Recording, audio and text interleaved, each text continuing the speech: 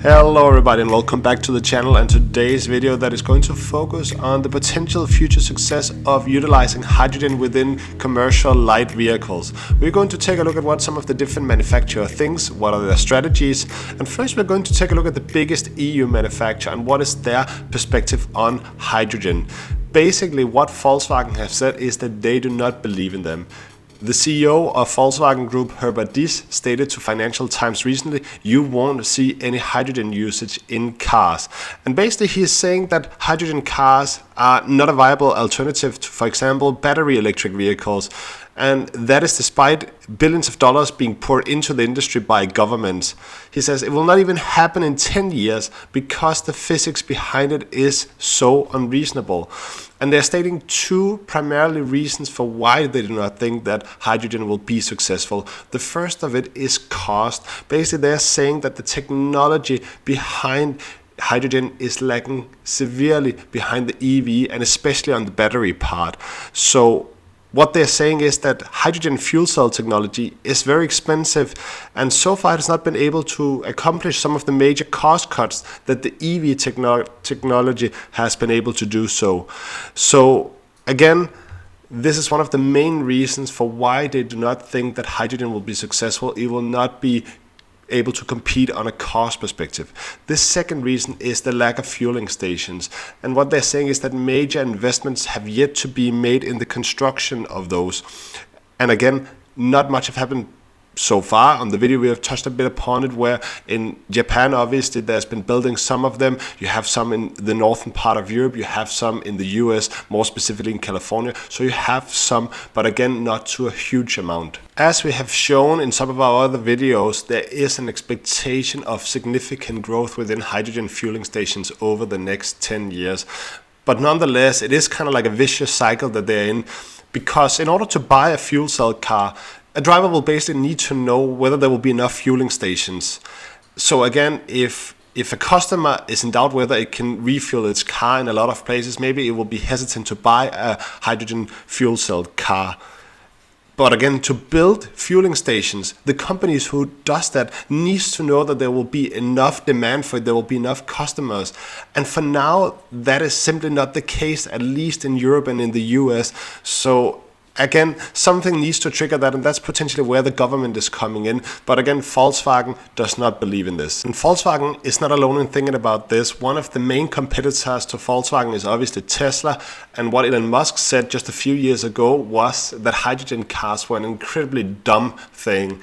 And again, Tesla is going all in on EVs, so there could be different reasons for why Elon is obviously saying that. But in the end of the day, he does not believe in the technology versus the EVs. So which companies do believe in hydrogen technology? Which one are the other ones that is on the other side of the fence? Well, the first one that comes into mind is obviously Toyota. They did the Mirai, which was the first mass-produced hydrogen car in the world. And as we have covered in some of our separate videos, Toyota is investing in refueling stations in a lot of places around the world. They are targeting California as the biggest one in the US. We also have Hyundai, which has the Nexus model. So again, this starts to raise the question, well, is it the Southeast European companies that is believing in the hydrogen technology only? No, actually that's not the case. You also have European companies. BMW is planning to launch a hydrogen car in next year. And 2 months ago, Renault Group and Plug Power announced a memorandum of understanding to create a standalone joint venture that will make electric fuel cell vehicles. And they had an ambition, if I'm not mistaken, of producing around 500,000 by 2030. So again, quite ambitious plans on that side. So again, it's not just Tesla and Volkswagen because they are saying that hydrogen will not work. That does not mean that there's not other companies that believe in that. So what is the conclusion that we are seeing so far? Well, first of all, we need to keep in mind what is it that Volkswagen and Tesla have in common. They have invested billions into EVs. Tesla has entirely bet on EVs, so obviously the alternative would hardly be a cause of joy for them. And again, none of them would like to see competition from a different technology that perhaps do not lack some of the EV's main problems. Again, hydrogen cars, one of the benefits is obviously they will have fast charging or fueling as it would call, and that's the advantage over the EVs, along with absent risk of battery combustion. There's also the range anxiety that is strictly related to EVs, whether you have sufficient battery power to do the necessary kilometer that you need to do. But hydrogen cars still need fuel, and obviously one of the risks about that is that fuel is flammable. And we have had a few cases of hydrogen stations over the past year that have had some incidents. So again, there's pros and cons in both technologies. That's at least what we are seeing. What is quite interesting to note as well about Volkswagen is that they have quietly touched with the fuel cell technology for the last few decades, and that have not been successful for them. So that is perhaps also why Volkswagen is taking such a hard stance against the fuel cell technology, because they have tried it out and it didn't work for them. It could be that the technology is improving now and is developing beyond what Volkswagen was capable of, and they are perhaps being a little bit blindsided.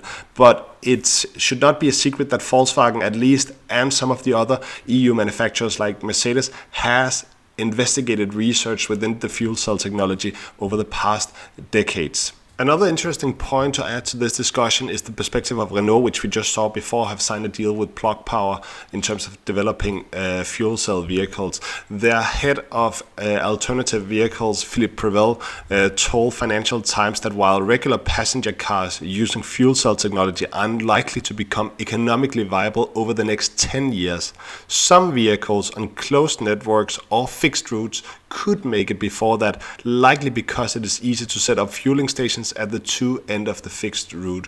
So despite Renault going into this JV with Plug Power, they do understand that this is a long-term investment that may actually first be economically viable in 10 years, which is a quite long time horizon, because obviously during that period EVs can develop further. So again, there's not a clear-cut answer to whether this will be successful or not, whether it will become a realistic competitor to the EVs. Finally, we thought it would be interesting to see what China is doing in the hydrogen area. Basically, they are betting on all alternatives along with EVs. In 2020, Beijing said that it will direct a package of policies towards improving technology to make hydrogen cars more popular.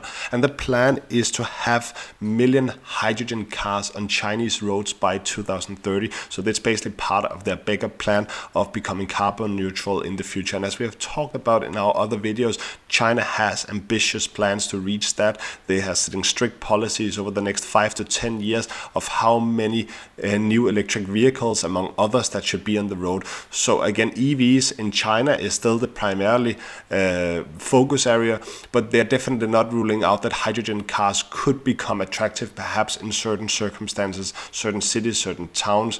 Maybe in urban areas it will be better to use that than EVs. We don't know yet. The future will tell. However, we definitely think that it's not a bad idea to at least have the pulse on both technologies, because again, it could be that there come some breakthroughs that we don't expect from a technological perspective, which would give an edge over the other one. This was all we had for today. We really hope you enjoyed this video. Please subscribe for future content. Please give us a like. It really helps with the algorithm. And please leave a comment in the comment section. What do you think about this? Have the EV already ran away from hydrogen, and will it be impossible for them to catch up? Or do you think that hydrogen will have its own place or niche or area of dominancy within the vehicle market? Have a nice day. Stay safe. Hasta la vista, baby.